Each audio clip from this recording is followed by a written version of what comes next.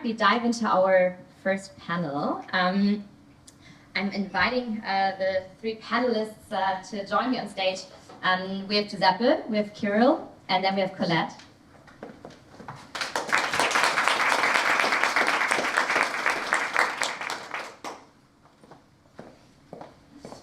We only have 2 microphones, so we have to switch around a bit, but I think we can do that.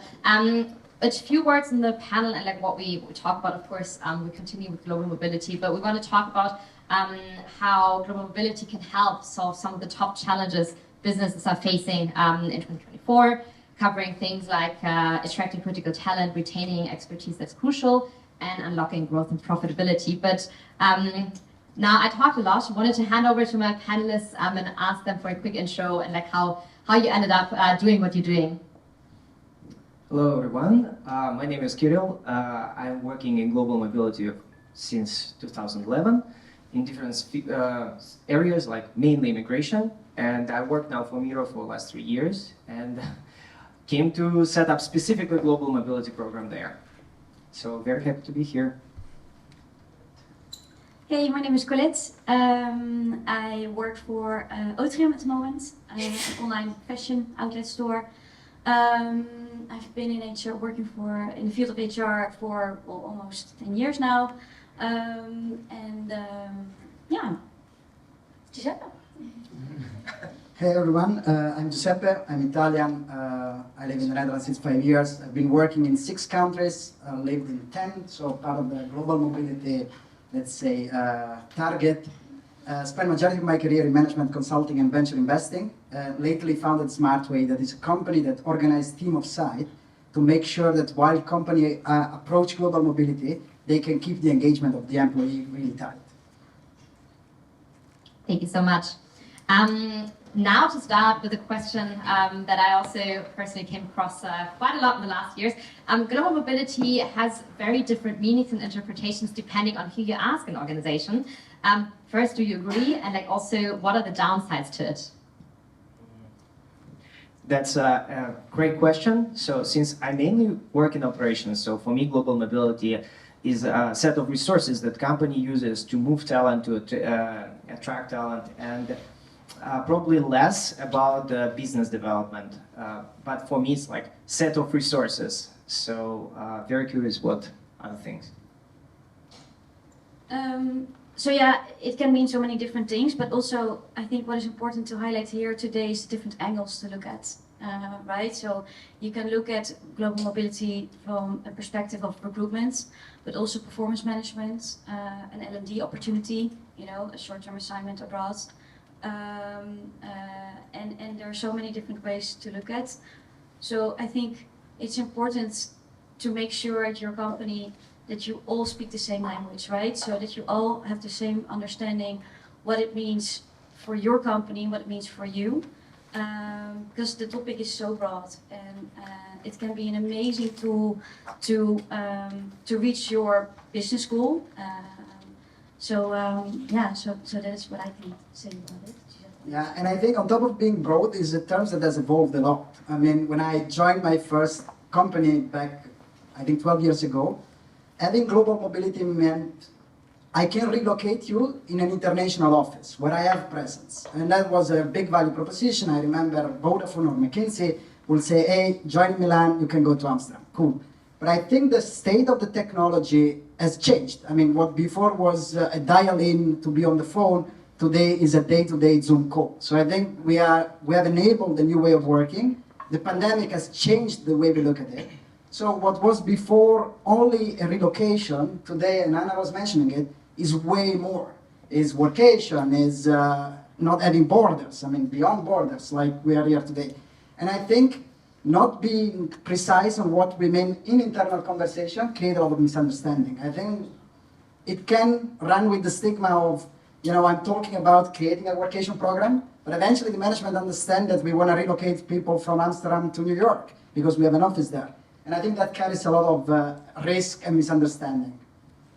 I want to echo also what just Giuseppe said, and something we experienced this year being an ex-Russian company. So global mobility is also a resource to protect the company, I would say, and the employees.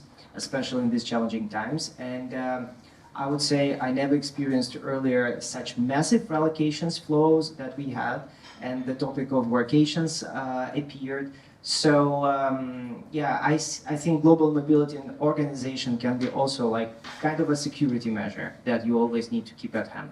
Yeah, very good point. Also, Colette, you mentioned that like with the different case types and also what it means for different parts. When we tie that into, of course, like what areas should companies invest in, also to get into growth opportunities and like how to use global mobility for that. What do you think will be the main challenges, but also opportunities? Because you mentioned, for example, L&D now in challenging times, retaining the top talent and really helping them grow is important. What other areas would you say are important, and like maybe also something that management gets most easily convinced about? So if you talk about retention and global mobility, there are actually a few topics that come to my mind. And for me, the first one is building a culture through global mobility. So with global mobility, you have the opportunity to hire so many different kind of people, right? With different backgrounds in terms of nationality, cultures, age, experiences, opinions, ways of working. And what I've seen is that people are really looking for those companies to learn from each other, to learn from your colleagues. So global mobility is a really nice tool to create this culture. But what I want to highlight here today is if you want to build this culture, please pay attention to all those differences, because yes, it can be a strength, but it can also easily become a weakness if you don't pay attention to all the differences. So everyone should feel included. Everyone should feel that they belong. Create a certain policy around that to make sure that everyone, feel heard. For example, the celebration of Christmas. Also think about other public holidays, or that kind of these kind of things are really important to highlight and to focus on. If you don't pay attention to all the differences, people don't really understand, and it can clash, which could be a really waste of your beautiful culture and all those different people in your company. And I think from an L&D perspective and retention, I mean, it's so super cool to give your employees the opportunity to work from abroad through a short-term assignment or a long-term assignment. And then again, I want to highlight in terms of equality, make sure that you have a certain policy around it, because it's really nice for people to know what they can expect or when and how, what the package is. Stay compliant, but it's really nice for people to go abroad and learn from colleagues in the other hub in other countries.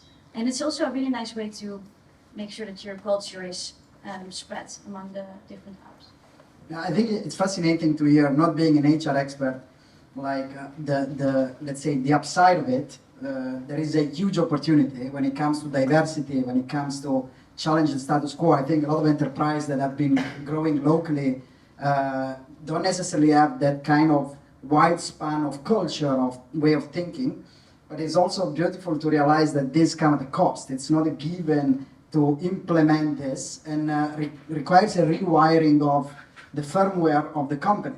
You cannot just approach global mobility and take for granted that everything is going to work out when it comes to policies, way of working, way of people engage.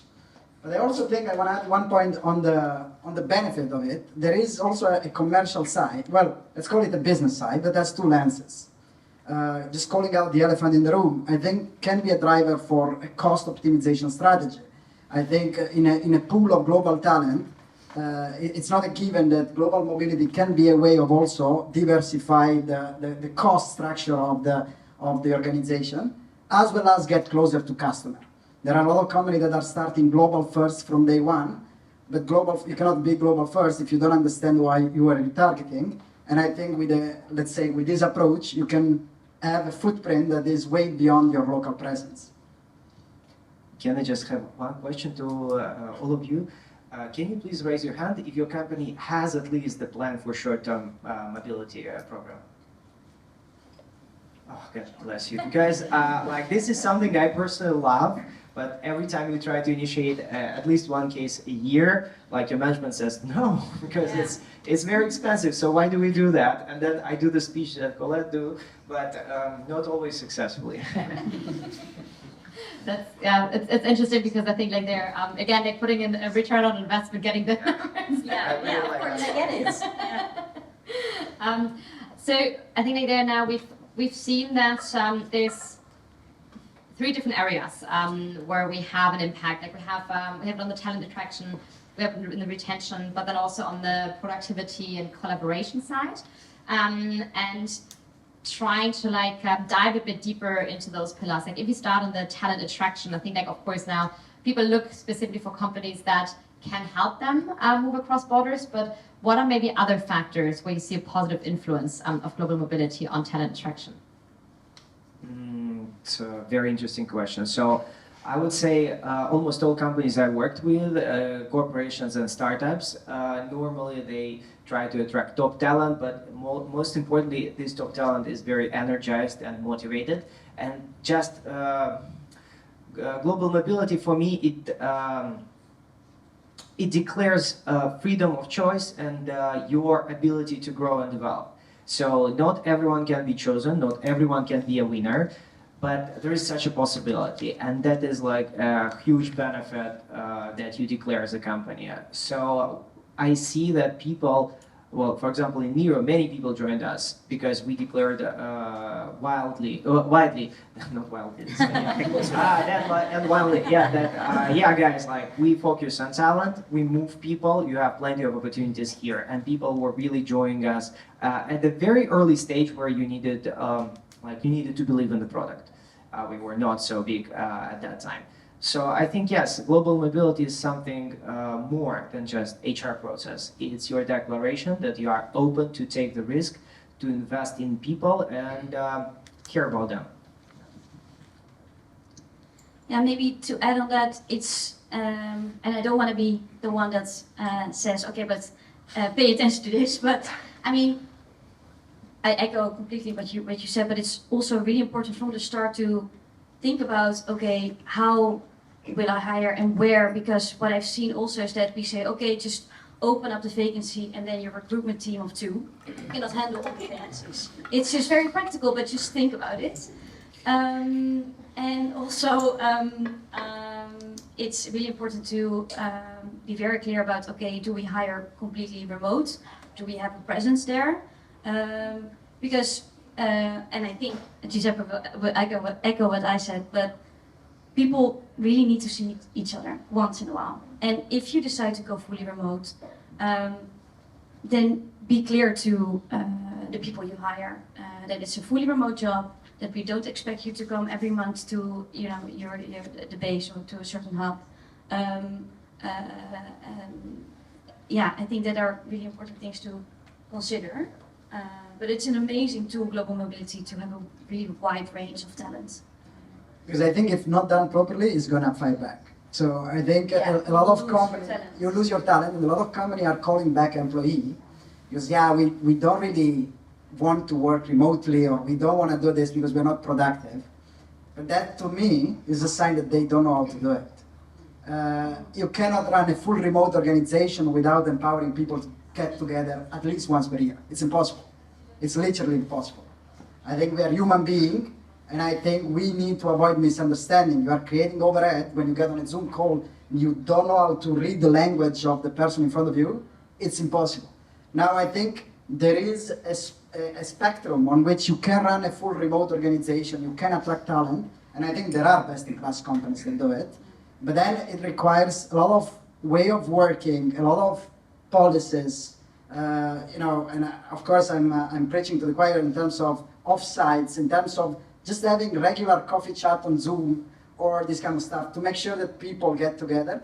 But there is also another incredible element of it. Running a remote global organization requires over-communication. Like, if you don't invest in communicating more than what you are doing in the office, you're gonna lose pieces on the way. Over communication, over documentation. I think there is GitLab that is one of the, I think, best in class organization that has been run remote. They have everything documented to the extreme. Like everything is written down. These enable people that are remote on a different time zone to basically understand what is happening, to understand, not lose pieces. It's a cost. It's a cost. Then in the business case of the ROI, still make it profitable. It doesn't come for free. So I think if you don't do it in the proper way, if you don't get a buy-in, if you don't invest in it, you're just gonna be back to, hey, let's go back to the office, let's be local, because we don't know, we don't believe that this can be profitable. Just wanted to add a comment to Giuseppe and Colette. I like that you are like pointing out to risk management here, and very interesting that I think in the last few years really things changed. When I worked in IBM, we talked mainly about international assignments. It's normally executives or like top talent coming for a specific project for a few years, and normally you never go back to the headquarters. You then become this nomad. You know, you.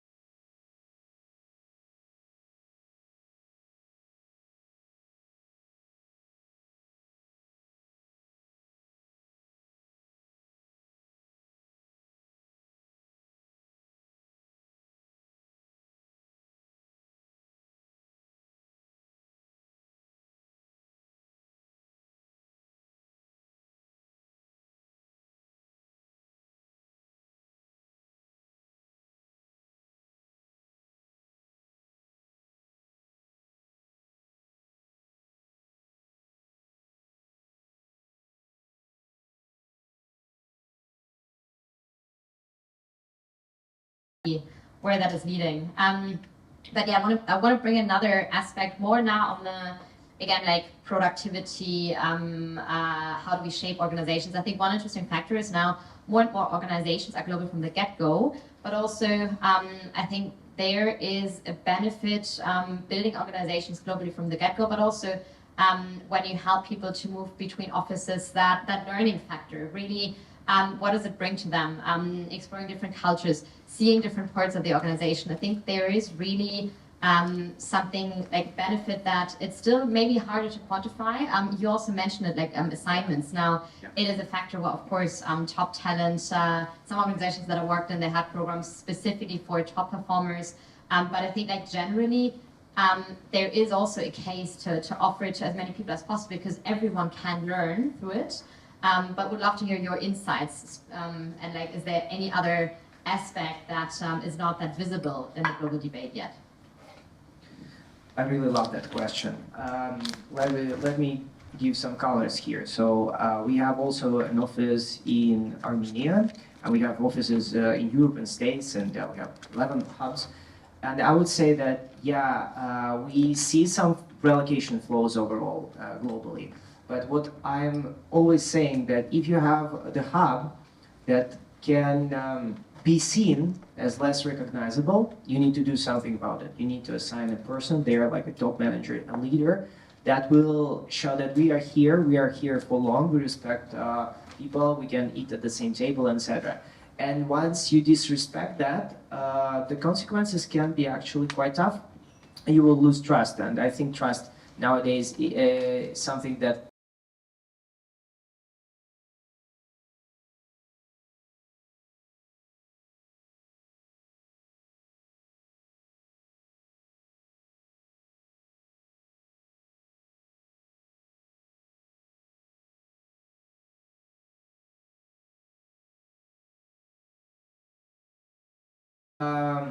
I see lots of moves, very practical, that people move to cheaper locations or they try to solve their personal matters just because the world is just not so safe anymore. And I'm slightly against transferring global mobility into reward. You know, it's a dangerous zone. You should be so careful. Like when you person from Amsterdam to Berlin, that is not very much a reward, right? You have tax benefits here, so people tend to come from Berlin here.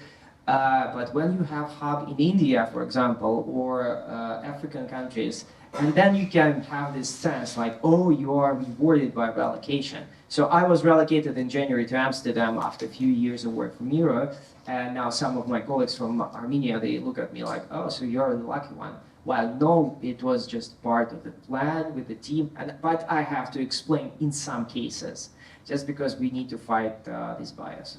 So it's a very, very hard topic for me, for example. And I think it's also important to upfront be very clear about, is it your own request or is it a business request? And what is the package that you will receive? And about productivity, I think it's also really interesting to look at relocation in your onboarding and your performance tool that you can look at to see if relocation really sticks and if it works.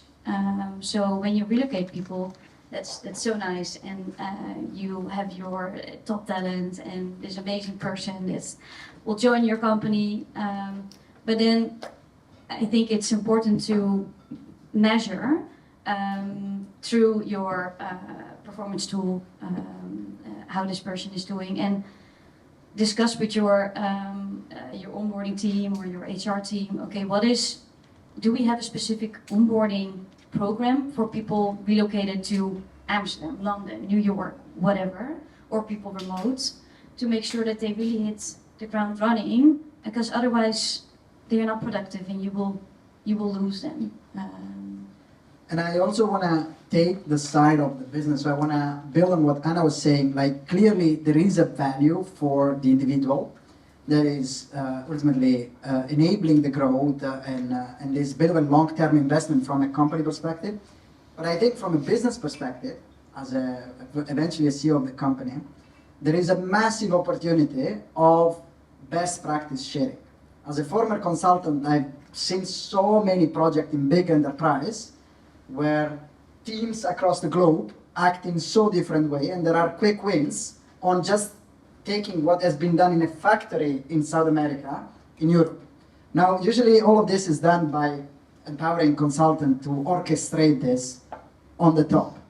What if we would be able to take one person and enabling this person to come to Europe and implement what are the best practices that are running in South America, or vice versa? This only happen at enterprise level, clearly. We're talking way beyond, let's say, 1,000 employees. But there is a massive opportunity from a business perspective to basically harmonize what is the best in class across the different local organizations.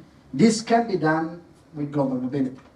So it's not just, let's say, a value to the individual, but there is, in the business case, there is a massive opportunity to bring the best of the company across the globe, especially if you are a big enterprise. Also, Kirill, what you said reminded me of a topic that we discussed in one of the roundtables in Berlin. Where is global mobility positioned within the organization? And that was an interesting one, because it's in a lot of big organizations you have it under total rewards, but then business trips where you need visas, and then that's clearly not a reward. And then you have, I think like now, especially with global organizations being built differently from the get-go, global mobility is really ingrained in so many different aspects. It's should be involved in the strategic discussion also on where do we put our locations. It has become more and more strategic over time. Yet I think that we've seen it under TA, we've seen it under total rewards, so many different areas. So I'd love to hear your thoughts, what else you've seen, and also what are the pitfalls. I love all your questions, but this is a favorite. I really saw in Miro how global mobility evolved, and I'll be honest, I came also with some predictions, because I wanted to build an enterprise level mobility program in a startup, which is kind of ridiculous how I can now understand, but But we placed it under the people, like HR department. And I think that was a very correct move. So when I say it's people operations. So in my experience, global mobility requires people to have maybe not super specific, but overall good understanding of immigration laws globally, taxation, and HR paperwork. So you should combine several professions in one person. And I understand that if we place it only on the total rewards, people will be mainly focusing on the payroll and tax topics at least. And of course, there are a bunch of benefits. But in my personal view, this should always be connected with people operations. And specialists working there should also receive very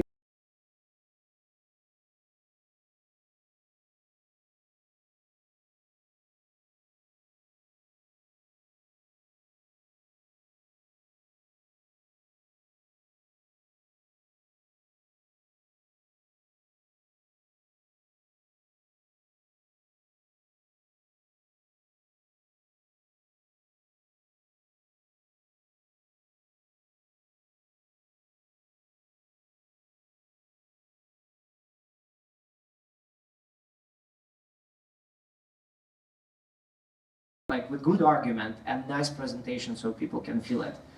So I think this should be with people operations and in super strong collaboration with all functions in the company. And yes, strategic is a good thing. I would not say from, like, maybe not all mobility specialists can advise on where to go in terms of country, but at least they can tell business that, you know, there are some restrictions in this area. For example, immigration process in Germany that really makes it challenging. So in comparison to Amsterdam. So that's where we can step in. And if you plan to open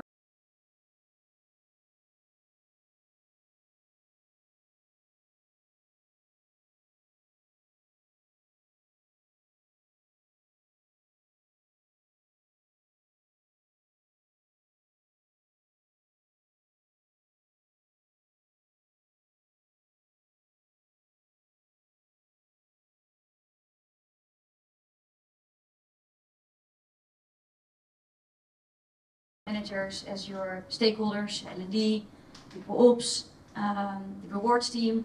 And I mean, we talk about all our specialists, but maybe you are scalable, you only have one person in HR.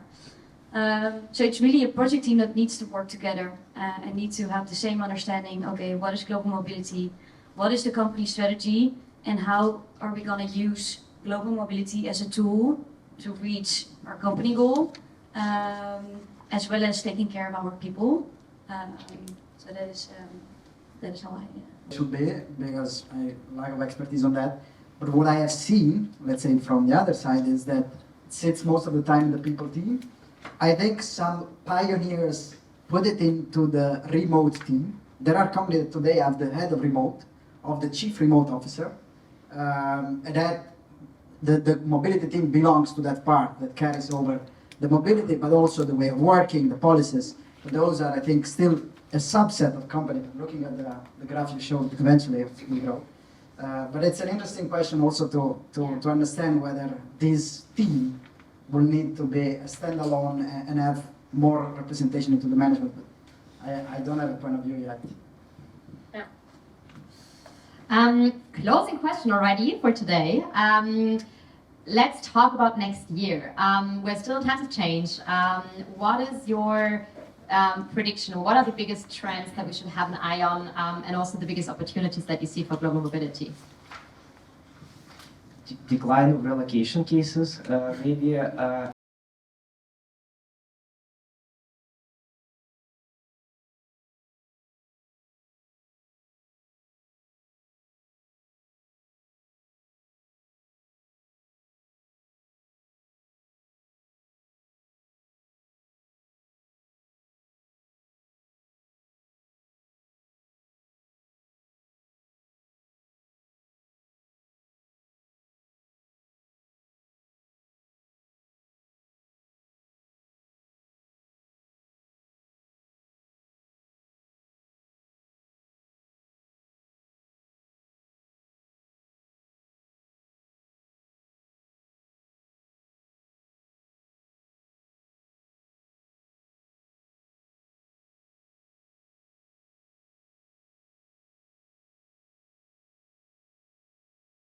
to prepare yourself to have the conversation with your management on how you're going to use your budget and why. And indeed, the working from abroad is a relatively cheap perk, but a perk that really that people really love to work from abroad, and that you trust your people that they can do the job from abroad. It's a cheap way to offer a certain flexibility. Yeah, I agree. I think 2024 is subject to a lot of cost pressure still. So for sure that is going to drive a lot of decision. Although I see global mobility eventually also as a potential solution to the cost pressure. It depends through which lenses, but cost is a driver. But I also see a way more and more important need of rethink the talent strategy. I think we are all part of this AI wave. A lot of companies are rethinking what can be done in-house, what can we automate, what we will change tomorrow, where there will be still content marketer around writing blog posts, or will be the AI doing it. And I think in this kind of step back, rethinking the talent strategy, again and again, what do we need? Can we access it in a global pool instead of, let's say, local pool? And can we add on top a benefit of cost? I think these two drivers will really be at the core of the strategy of global mobility in the next year. Thank you so much. That was a very, very insightful panel. Big applause. I learned a lot.